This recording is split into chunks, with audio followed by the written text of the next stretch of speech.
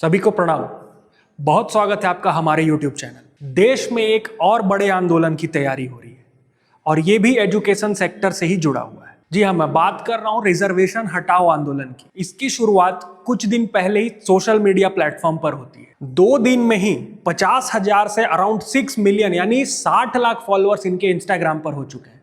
एक बहुत बड़ा अचीवमेंट है। इस मैसिव ग्रोथ के बाद एक बड़ा सवाल बना हुआ है कि क्या कॉकरोच जनता पार्टी के प्रोटेस्ट के बाद अब यह भी एक बड़ा प्रोटेस्ट केंद्र सरकार के खिलाफ होने वाला है। और एक सवाल यह भी है कि अब क्या किसी भी आंदोलन की शुरुआत सोशल मीडिया से ही होगी। 20 जुलाई को ही हमने कॉकरोच जनता पार्टी का एक बहुत बड़ा प्रोटेस्ट देखा। उन्होंने संसद मार्च का आह्वान किया था। उसमें कुछ ऐसे दृश्य भी दिखाई दिए। स्टूडेंट्स की भेष में काफी अराजक तत्व भी शामिल थे। हमने देखा कैसे सीजेपी का प्रोपेगेंडा पूरे देश भर में चालू था। भारत विरोधी नारे, हिंदू विरोधी नारे और तमाम ऐसे तत्व वहां पर मौजूद थे। यहां तक भी मामला नहीं रुका। हमने देखा सैकड़ों पुलिस वाले भी घायल हुए। एक तरफ स्टूडेंट के नाम पर यह प्रोटेस्ट था, लेकिन नीट के इशू के अलावा तमाम मुद्दे यहां देखने को मिले।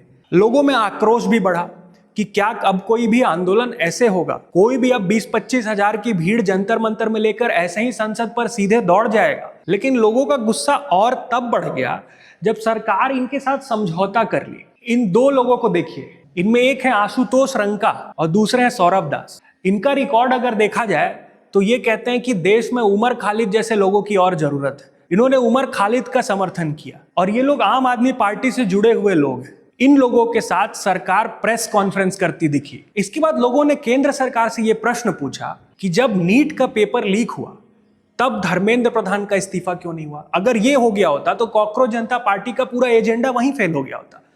और उससे बड़ा प्रश्न लोगों ने यह पूछा, जब यूजीसी गाइडलाइंस धर्मेंद्र प्रधान के नेतृत्व में आई, सवर्ण समाज में बहुत बड़ा आक्रोश देखने को मिला। भाजपा के अंदर से ही आवाज उठी कि ये बहुत गलत गाइडलाइंस है, ये समाज में भेदभाव पैदा करेगा। लेकिन उसे केंद्र सरकार वापस नहीं लेती है। और जो यूजीसी के प्रोटेस्ट में लोग बाहर आ रहे थे, उनके लीडर्स को सरकार हाउस अरेस्ट कर देती है। और जिन जिन लोगों को सरकार हाउस अरेस्ट की, अगर आप ध्यान से देखेंगे तो भारतीय जनता पार्टी के कोर वोटर्स में सवर्ण समाज को माना जाता है।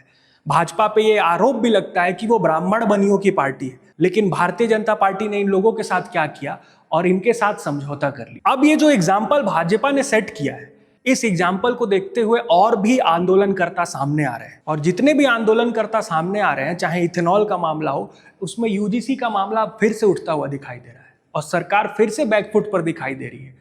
वो तो सुप्रीम कोर्ट ने इसे अभी स्टे लगा के रखा है, लेकिन अभी भी सवर्ण समाज मान नहीं रहा। उनका कहना है कि केंद्र सरकार को इस गाइडलाइंस को वापस लेना ही पड़ेगा। अब बात करते हैं रिजर्वेशन की। ये एक ऐसा मामला है कि कोई भी पॉलिटिकल पार्टी इस मुद्दे से बचती है, क्योंकि अगर किसी एक समाज को खुश करना हो तो दूसरा समाज नाराज हो जाता है। लेकिन आज मुद्दा यह है कि क्या जिस ध्येय के साथ आरक्षण भारत देश में लागू हुआ था, वो ध्येय 78 वर्षों के बाद पूरा हो गया है? क्या बैकवर्ड क्लासेस में अभी भी अपलिफ्टमेंट हुआ है? क्या कोई भी डेटा हमारे पास है? तो इसका प्रश्न है नहीं। अभी भी हमारे पास बहुत सतही जानकारी है कि क्या सामाजिक न्याय के लिए जो आरक्षण लागू हुआ था उससे वाकई में न्याय मिला है। तो हाल ही में सुप्रीम कोर्ट में एक केस आया, state of Punjab versus Davinder Singh. उसमें सुप्रीम कोर्ट ने यह कहा कि अब समय आ गया है कि शेड्यूल्ड कास्ट और शेड्यूल्ड ट्राइब में भी इकोनॉमिक क्लासिफिकेशन, जैसे ओबीसी में क्रीमी और नॉन क्रीमी लेयर है, शेड्यूल्ड कास्ट और शेड्यूल्ड ट्राइब में भी होना चाहिए। पूरे देश में हाहाकार मच गई।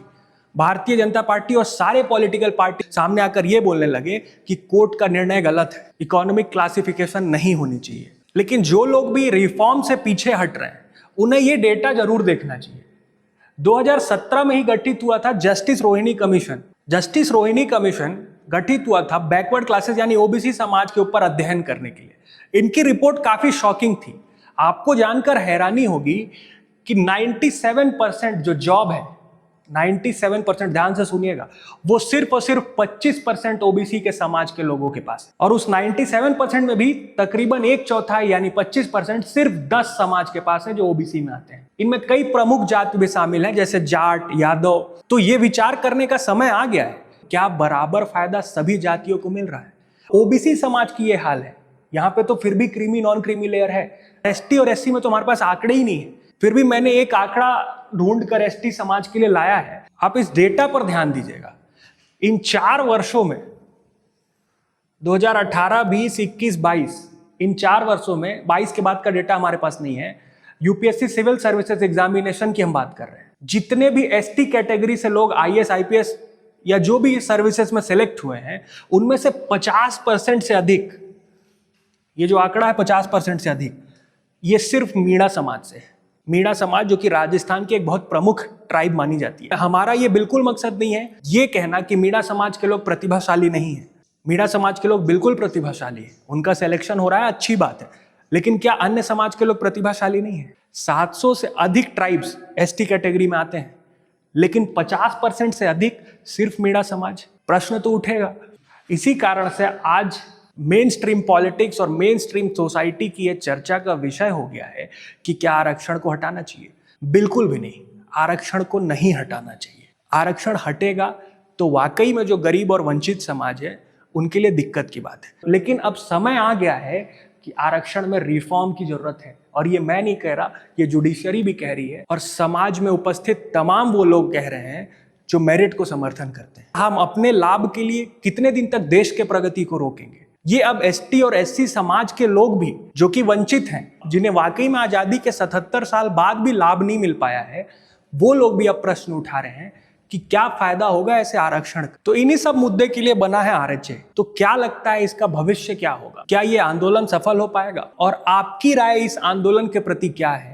इस पूरे आरक्षण के विषय में क्या है? हमें कमेंट में जरूर बताएं, और कमेंट में सुझाव जरूर दें कि हम अपना अगला वीडियो किस विषय पर बनाएं। हमारा वीडियो पसंद आया हो तो लाइक, शेयर एंड सब्सक्राइब जरूर करें, और इसी तरह के एनालिसिस को देखने के लिए जुड़े रहें हमारे चैनल के साथ। धन्यवाद।